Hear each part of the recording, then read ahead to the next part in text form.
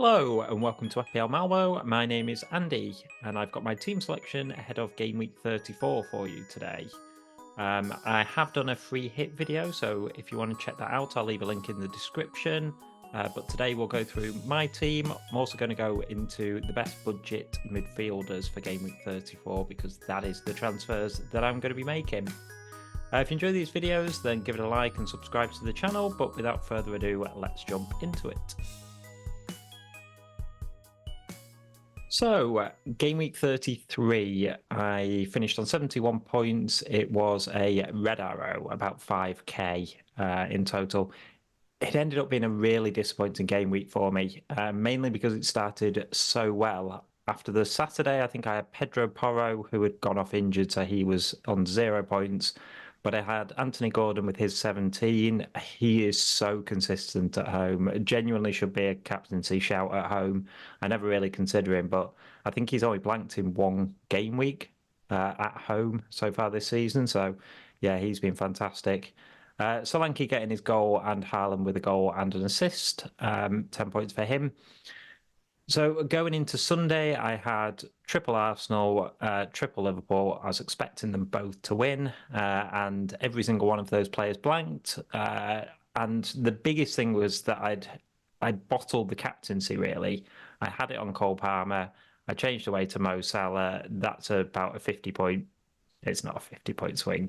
It's about a 24 point swing. So yeah, that was really disappointing. I went with a bigger name in the end. I was worried that Liverpool were going to absolutely flatten Crystal Palace, and I went for the bigger name over form, and it cost me in the end. It particularly cost me as well because Haaland did well, the other captaincy option, not as well as Palmer, obviously, but yeah, still considerably better than Mo Salah. He has looked off it at the moment, and Liverpool have looked off it, and that is a concern going into the double game week. But there we are. I'm kind of stuck with the choices that I've made. I'm definitely not going to be wasting a transfer on changing a double game week player, and I don't think it's worth taking a hit for. So yeah, the players that I've got are kind of what I'm left with, and that's fine. I'll talk about it a little bit more in my team selection, but yeah, it was a disappointing game week. Fantastic as a Man City fan. Fantastic, from a football point of view to see Liverpool and Arsenal lose, but yeah, definitely tinged it a little bit with the FPL disappointment. So I have two transfers, and I currently have three budget midfielders who don't have a double game week. None of them I think are worth holding on to. For me personally, because I'm going to be wildcarding in game week 35, so I only need them for 1 week. So, for example, Anthony Gordon, I was just singing his praises. He's been excellent for me. I've had him for a long time this season now. And if he was playing at home, I would genuinely consider keeping him for the double, but he's not, so he can go. Plus, I haven't made a ton of money on him. I think I sold him like through an injury once and brought him back almost immediately. So I haven't got a lot of money invested. It's an easy sell. Garnacho, I've also got, and Cole Palmer, and both of those. I mean, Palmer, yeah, you could keep him, but they've got one of the toughest games against Arsenal, who I know lost their last Premiership match and obviously lost against Bayern as well in the Champions League. But I think there's a difference between Arsenal and Liverpool. I think Arsenal have looked off it. Sorry, Liverpool have looked off it of late. They've struggled, whereas Arsenal have looked pretty good. They had a poor half against Villa and then lost to, I know, a Bayern team that's been disappointing this season, but you look at their team on paper and it's excellent. So I don't have major concerns about Arsenal, but I do about Liverpool. Um, anyway, so my changes are definitely going to be in the midfield. I have already made one of those, and that is to bring in Eze for Gordon. Eze, I think, is the best option out of all of the sort of £6 million and under midfielders. The fixtures, I think, are best for Crystal Palace as well. They've got two home fixtures, West Ham and Newcastle. Newcastle kept a couple of clean sheets recently, but I don't know how long that'll last for. They've got a huge amount of defensive injuries. It's been very makeshift, and yeah, they've done well with it last couple of games, but all season they've been conceding goals, and Yeah, I think there could be goals in that one. And West Ham have been very, very inconsistent recently and not particularly good defensively. So yeah, I think Eze is the best bet. He's been back for about 4 matches now, so I think the injury concerns are out the way with him, and that is the main reason why he's above the other four picks. One of these players will be coming into my team for Garnacho, so I thought I would talk through each of them in turn. First of all, I'll start with the two Wolves players. So Huang He-chan is probably the person that I would have gone for if he wasn't a fitness concern, but unfortunately, he is a fitness concern. He came back onto the bench for the last game week and got a few minutes off the bench, but he hasn't played. I think he had about 4 or 5 missing matches. He was fantastic earlier on in the season. I also think, although he's a midfielder and Matheus Cunha is listed as a striker, they usually play the other way around. I think Hee-chan being back will mean that he'll start up front, which means that Matheus Cunha can push back out onto the left. I think it's where O'Neill prefers to play him. Um, he's been on penalties earlier on in the season as well. But yeah, the fact that he's got very little minutes before this game week is a concern for me. I think his minutes will be managed. I don't think that means that he's not worth the punt. Yeah, he's such a goal threat that I think it could be a case of him getting 60 minutes in one game.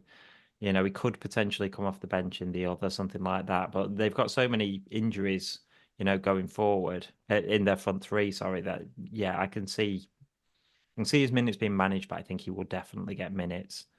Um, Sarabia is much more secure in terms of fitness because he's been the only one really who's been fit through the last kind of month or so.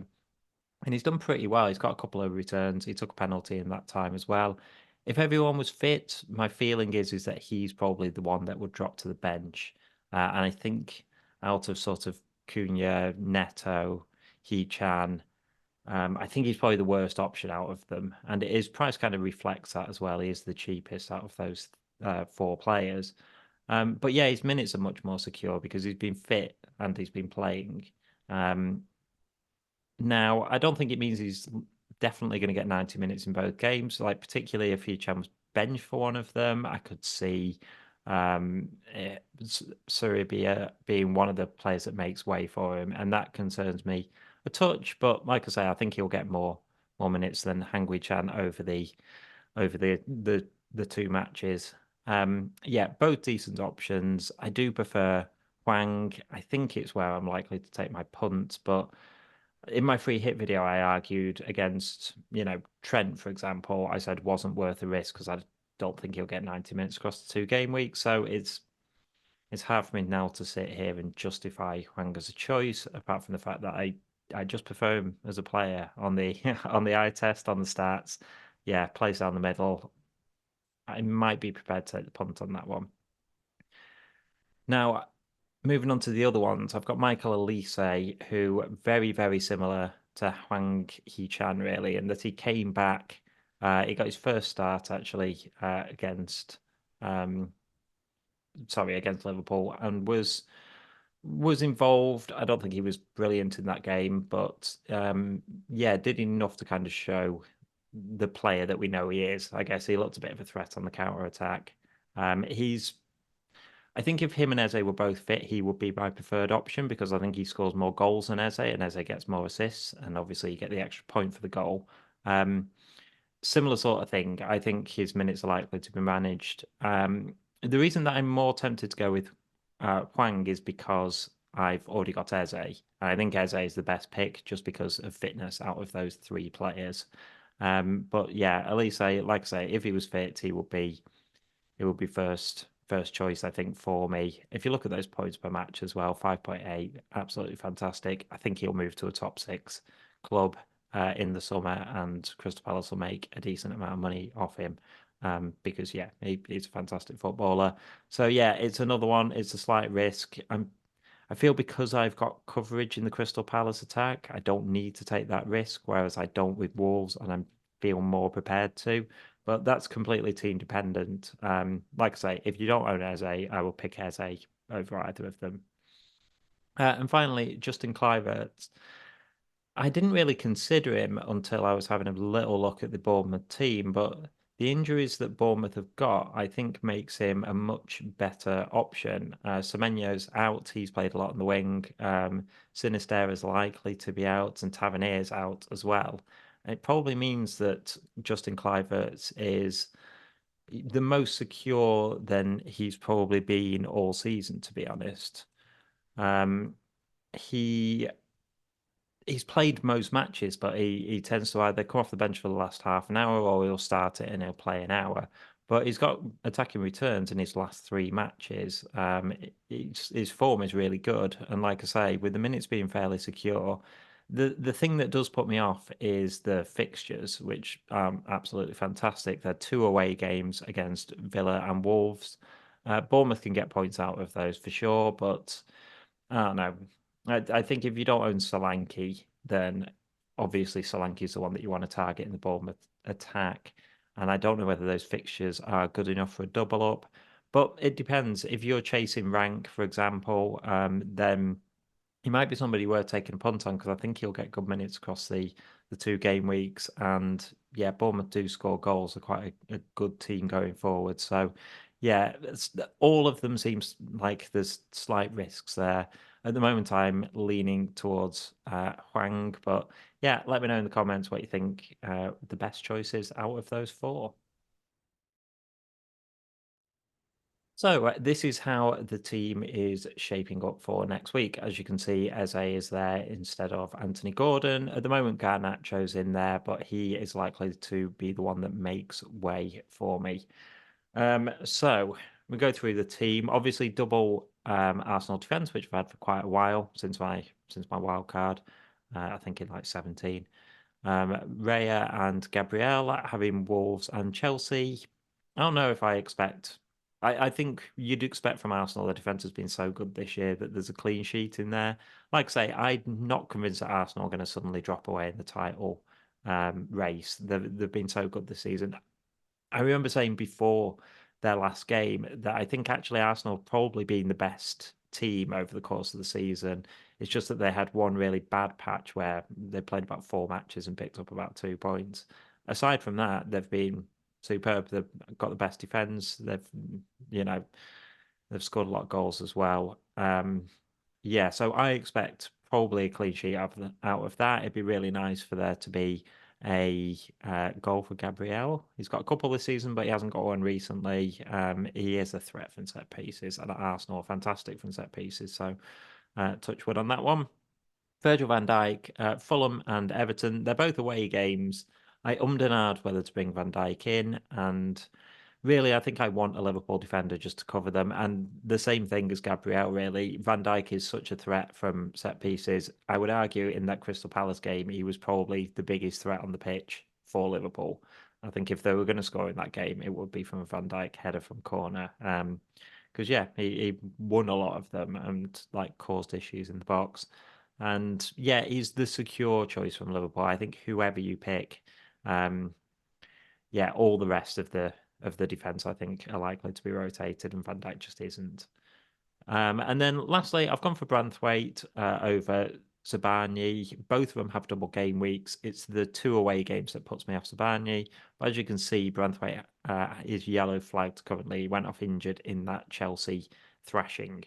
Um, I'm just going to wait until I hear some press conference news on that one. I think if Branthwaite is a doubt for the first game, I will just play Sabani. I don't see the point in having, particularly the order that the games are as well. Like if he's likely to play that Liverpool game and miss the Forest game, I'm not going to risk it. I will just play Sabani. I'm not entirely convinced about a clean sheet in either of those. Whereas I think the Everton match against Forest, I can see him keeping a clean sheet there despite conceding six against Chelsea. Yeah, they were just so far off it in that game. I think I can see a reaction from Everton.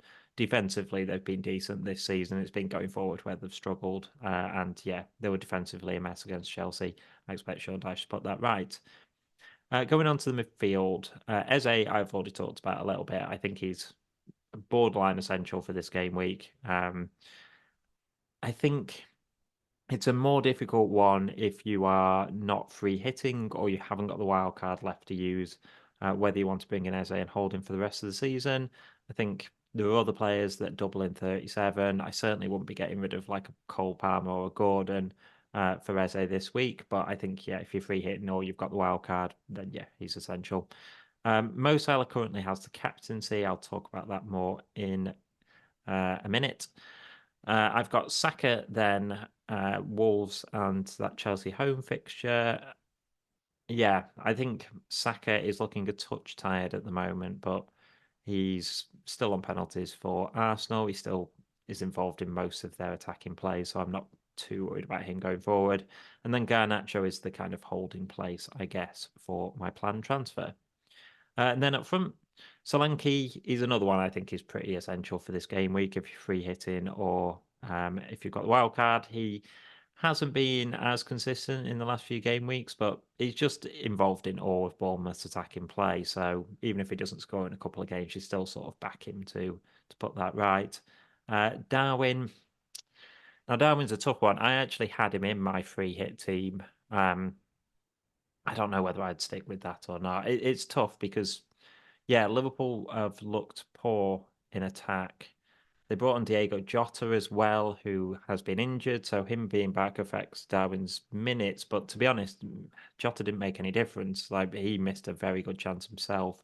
I would argue that outside of Salah, he's probably the best finisher at the club, though. So yeah, and Diaz, yeah, has looked pretty much the same as Darwin, just off it at the moment. So. I think there's arguments to be made that you don't need to triple up on Liverpool, but the reason that I like having Darwin is that his upside is so much better. I talked about the midfielders because that's the changes that I'm likely to make, but you can argue that you've got Mateta and Cunha who are both fit and both playing a lot of minutes at the moment for Wolves and Crystal Palace. You can argue that they're a better pick than Darwin, but I can't see those two players getting a 20-point haul. Whereas Darwin is capable of that. Like I've said before, like he's an agent of chaos. Like he gets in lots and lots of good positions. Like his XG and stuff just blows everyone else away in the league. It's not even that he's finishing, I think he's terrible. He's just a poor decision maker a lot of the time. Um, I heard Michael Owen talking about it actually when he scored a like sublime finish. I don't want to, you know, I don't give many pluses to Michael Owen's punditry, but it was interesting that he was saying it was a fantastic finish, but the fact that he went for that finish, I think shows that Darwin has work to do because it's a 2 out of 10 finish that he happened to pull off because he's a skillful player. And I think he does that a lot. He goes for the sort of more difficult option where he doesn't need to. And I think it means that he'll score spectacular goals and he's capable of getting a massive haul in FPL, but it also means that he's frustrating. You can make up your own mind on this. He's a more explosive option than having, yeah, Cunha or Mateta, but he's also a higher risk. I'd say he's more explosive than like Luis Diaz as well as a midfield option, as another Liverpool option. So I'm stuck with Darwin. If you're free hitting, then I don't know. There's big upside to him, but it wouldn't surprise me at all if he blanked in both games. It wouldn't surprise me at all if he only started one of them as well. And finally, I've got Erling Haaland. The only thing that could make me change my mind about my midfield transfer is if Haaland is 100% ruled out.